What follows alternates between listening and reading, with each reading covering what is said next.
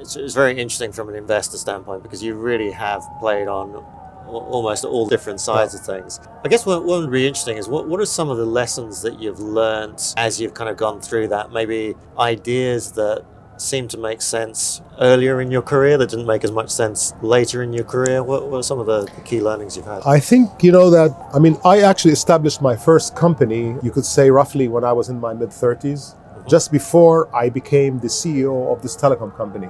Right. So I had come from more the management consulting type background, but I was taking risk in that role. We were taking project development risk. Now, normally consultants should not really be giving away what they do for value because it's dangerous. They can easily just take it away from you. So I was already, willing to take risk. And I knew that without risk, you can't get things done.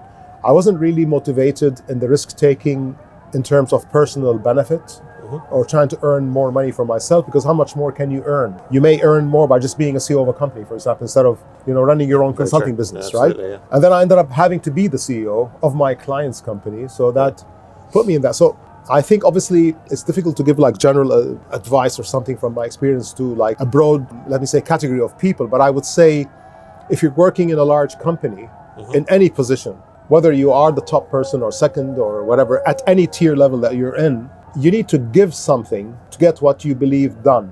You have to give something up. And I think most people who work in companies always say, give me this so I can do the following, like give me money, give me, etc. And I think you need to give something back.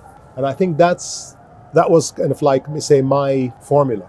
So I was willing to give up income, bonus, in order to push them in the direction of trying what I'm saying to get done, regardless of the position. Which is a very kind of entrepreneurial approach anyway. I mean, that's what. So in companies, I used that with the people working with me. Right. So what I did is I did not run companies. It's not a typical employee mindset. Yeah. So what you try to do is you try to find out. You say, I want these 5 things done. So I'm, let's say, the leader of the company, and I want these 5 things. But we need to do 100 things. So what are these 100 things?